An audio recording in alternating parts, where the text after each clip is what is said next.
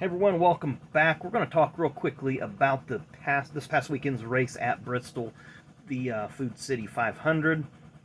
I'm looking at the stats here on Racing Reference. It's a slow race, average speed 79 miles an hour thereabouts. 9 cautions for 98 laps, so right at 10 laps per caution. Not too bad, I guess. A little over 10 laps per caution. 2 of those, of course, are stage breaks. Pretty close finish. Now, we'll get to the tire situation here in a minute, and we're just going to glaze over a few things. 5 cars on the lead lap, so this is I would consider this a throwback race to an extent. So you had 5 cars on the lead lap. I believe they was mentioned that had not been done since Dover of 2004. I was thinking that it happened sooner than that, or more recent than that. But of course, Jeff Bodine is the last driver to lap the field in a Cup race, that being 1994 at North Wilkesboro. And looking at the top 10, no real surprises. John Hunter Nemechek gets his career best finish of 6th. Ty Gibbs finishes in the top 10. Denny Hamlin, MTJ, no surprise, 1-2. Chase Elliott gets his first top 10 of the year. So drivers are kind of starting to fall into place where they're becoming more consistent as we got away from the 2 speedway races to start the beginning of the year. I guess Michael McDowell 11th, continuing that strong upward trajectory with Front Row Motorsports, proving that he's more than just a super speedway and road course racer. Josh Berry finished 12th after he kind of had a semi-chaotic day. And really no surprises in the back half of the field. Zane Smith had some engine issues that took him out, but 35 of the 36 cars finished Bristol, and I'd have to look. That might Zane Smith's 192 laps might ever be the most by a last place finisher at Bristol. I'm sure Brock Beard has the stats on that.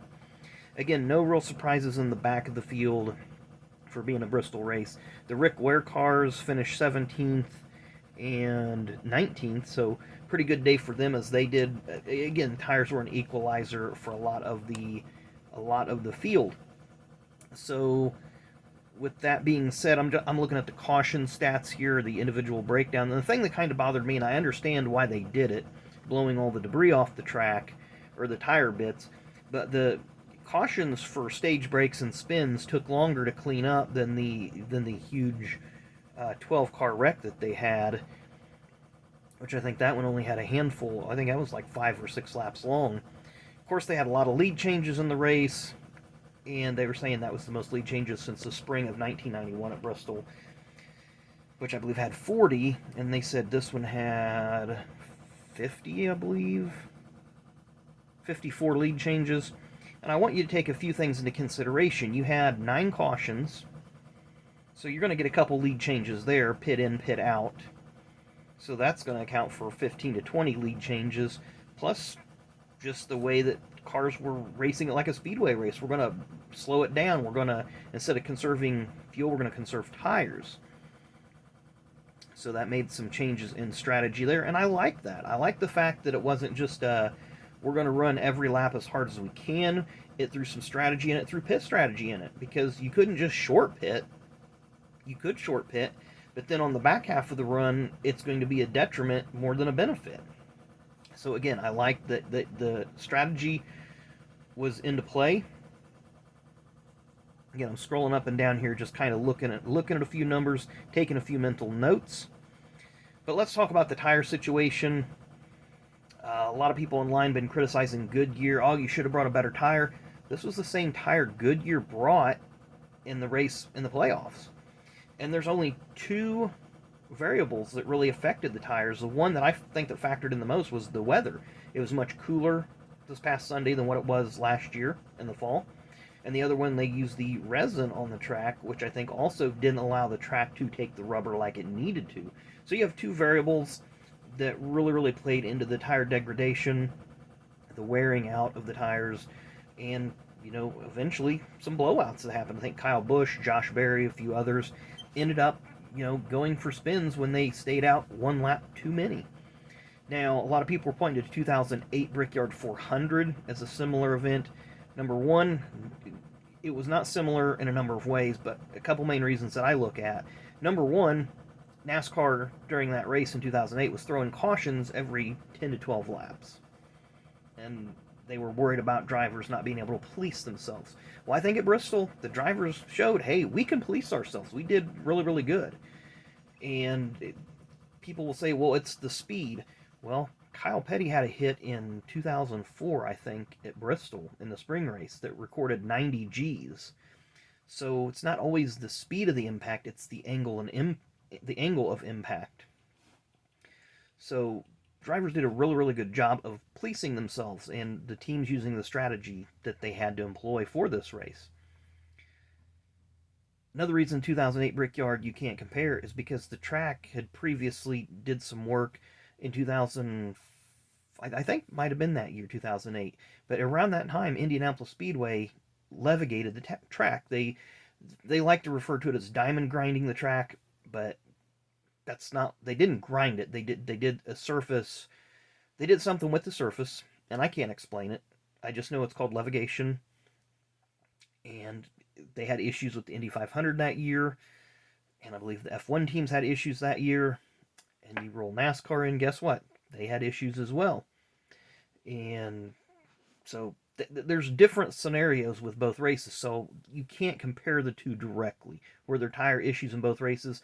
Absolutely. But NASCAR took more control in the '08 race and said, we're going to, after about the fourth blowout, they said, okay, we're going to do cautions every 10, 12 laps or whatever. Now, three races that I think you can compare last Sunday's race to, both races at Charlotte in 2005, where again, they did the levigation on the track, and it just really wore out the tires. It did a number on the tires, and the spring Charlotte race had a record 22 caution flags for a Cup Series race. I'm sorry, was it 22? Yeah, 22, because the Xfinity record's 26, I think, at South Boston in 91. But 22 caution flags in the Cup race in 2005 for the 600. I believe the fall race had like 16 or some ridiculous number as well.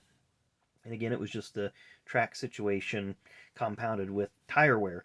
And the other race, and again at Charlotte Motor Speedway, 1988 Coke 600.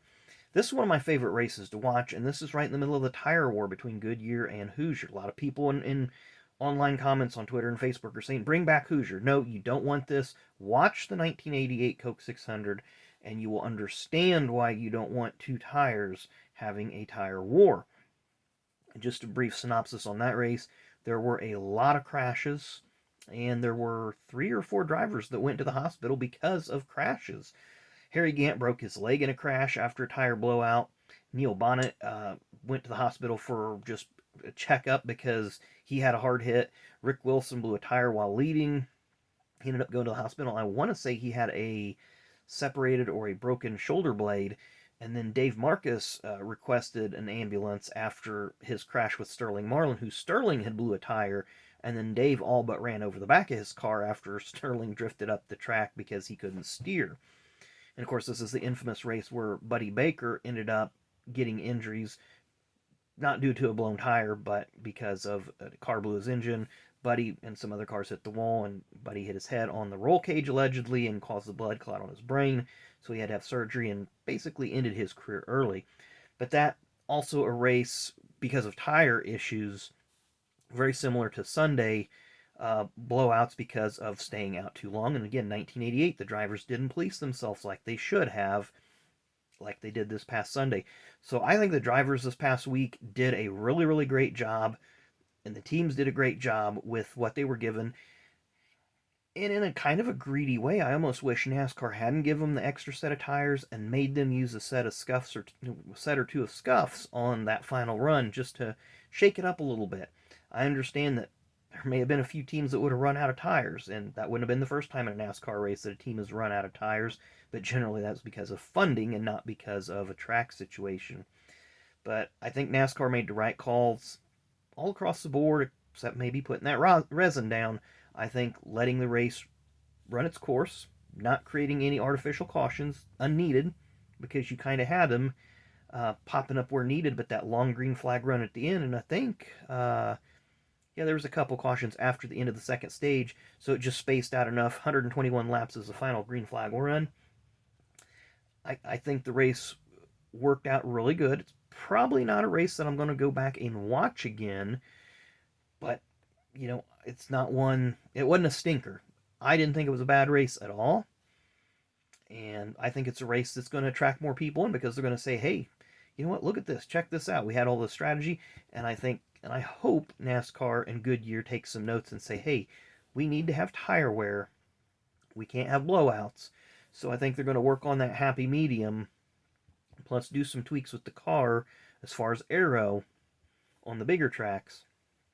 And then you get back to that time of the late 80s, early 90s, that type of racing, where you do have only a handful of cars on the lead lap, and I think that showed. You don't have to have 32 cars on the lead lap at the end of the race to have a great race. Was it a great race?